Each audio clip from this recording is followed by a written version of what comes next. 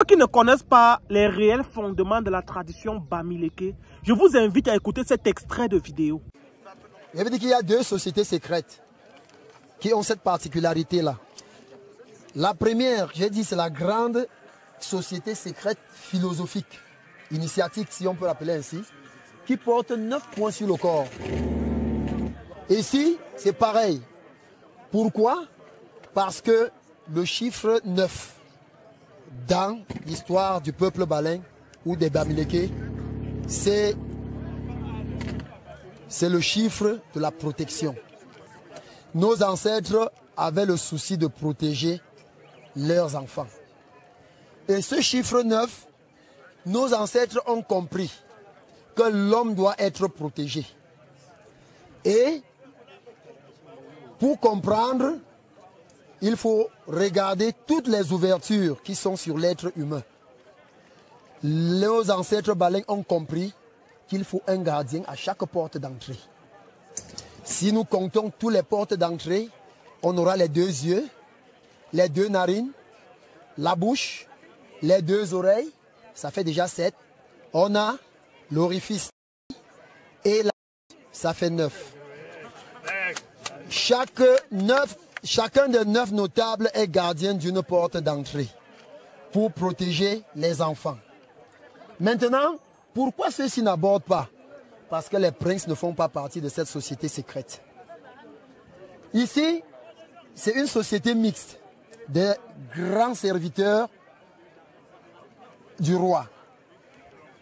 Et ici, il y a un prince, l'Nkupu, qui est l'adjoint du roi. Et il y en a ici. Voici un adjoint. Voilà un autre. Ils sont là avec des grands serviteurs. Maintenant, ils portent 9 parce que l'Nkupu est là. Il n'y a que l'Nkupu qui est fils du royaume pour protéger son royaume, pour penser en bien de son royaume. Voilà pourquoi Menton porte les 9 points. Et ici, ce sont des Tamba. Tamba ici, ce sont des princes, mais qui ne sont pas d'un Nkupu. Alors ces princes, lui, il n'est pas encore arrivé là. Salut à tous, c'est Hens, bienvenue dans cette vidéo. Encore une fois de plus, on se retrouve pour échanger, parler d'un sujet qui de peu de loin concerne notre communauté. Si on parle de ce qu'on a vu, on a entendu, si possible, on touche un peu notre avis. Alors, moi je m'adresse aujourd'hui là à ces gens qui passent le temps à dire que oh, les choses du village là, moi je suis pas dedans.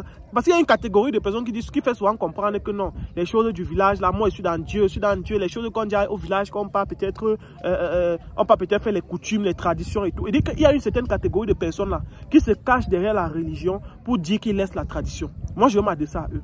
Sachez qu'avant que la religion ne vienne nous trouver, on avait déjà la tradition. Et la tradition, quelle que soit la nuit des temps, ça ne va jamais disparaître, ça ne va jamais finir. La tradition sera là aujourd'hui, demain, après-demain. Parce que c'est en fait un peu comme un héritage culturel. Et pas seulement chez les Bamileke, mais chaque tribu a sa tradition. Que ce soit Béti, que ce soit nordiste, que ce soit musulman, que ce soit peu importe. Chaque peuple a sa tradition.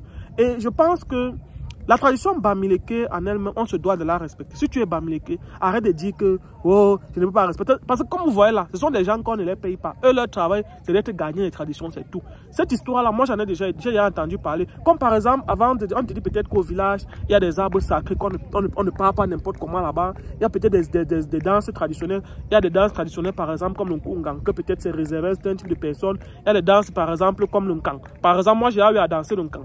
Moi je me rappelle à l'époque, il y avait la danse de Nkang. Pour ceux qui connaissent chez les Bamileke, la danse de Nkang, tu ne sais pas, on dit qu'on fait l'initiation parce qu'on dansait généralement ça quand, je crois, le dimanche dans notre village. On dansait généralement ça le dimanche. Ça fait partie de l'une des traditions, par exemple. En général, quand tu es à l'ouest, tu es un enfant, tu dois danser le Nkang. C'est aussi une forme de tradition, une forme de rite pour aussi te protéger. Bon, pas forcément pour se protéger, mais c'est un truc, c'est une tradition. Comme on va te dire peut-être le Kougang, les danses des neufs. Bref, il y a plein de trucs. Moi, je ne m'y connais pas trop dans la tradition, mais je sais que quand on dit de faire quelque chose en termes de tradition, il faut seulement faire parce que, bon, voilà, nos ancêtres ont fait. Pourquoi pas nous? Je me rappelle à l'époque, quand peut-être on dansait le Nkang. Par exemple, quand tu danses le Nkang, il y avait une association, on te dit qu'on fait l'initiation, on te donne un certain type de repas, tu manges ça, on te dit que aval, Tu ne sais même pas ce qu'on a mélangé. Tu ne sais même pas ce qu'on a trafiqué. Tu ne sais même pas ce que c'est. On met seulement dans ta bouche, on ferme tes narines comme ça. On ouvre ta bouche, on force là. Tu avales, ça descend seulement. Moi, je sais que c'est comme ça que ça s'est passé chez nous à l'époque. À l'époque, nous, on a eu à faire ça. Beaucoup d'enfants ont eu à danser ça. Maintenant, il y avait des danses où on te dit peut-être quand tu arrives au village comme ça, quand on fait la danse là, tu vois quand on fait la danse là, même s'il voulait pleuvoir le jour là, la pluie s'arrête. Il y a des danses par exemple que même s'il veut pleuvoir, quand on fait ça, la pluie s'arrête. Dès qu'on arrête de danser là, on vous dit que vous avez 10 minutes pour arriver chez vous. Dans les 10 minutes là, tu n'arrives pas chez toi, tu seras mouillé parce qu'il va exagérément pleuvoir. Il dit que dans tous nos villages là, vous avez forcément été face à ça. Il dit que pour vous dire que les trucs là ne servent pas la blague, il y avait des danses qu'on fait comme ça. À la fin, on vous dit que le chef vous dit que vous avez peut-être 10 ou 15 minutes pour rentrer. Après 15 minutes, quand tu es chez vous, tu entends la pluie que ça passe sur le village. Tu restes comme ça, tu dis que, hey, il y a des danses où on te montre comment quelqu'un vient comme s'il prend la passoire. Il dit qu'il y a les trucs que il prend la passoire, il dit bien la passoire, il verse l'eau. Ça reste dans la passoire. Je ne sais pas si vous avez eu à voir ce genre de choses. Parce que peut-être les gens qui ont grandi beaucoup plus du côté de l'Occident, qui n'ont pas vraiment connu ce que c'est que la culture, la tradition bamileke, ne vont pas comprendre ce qu'il dit.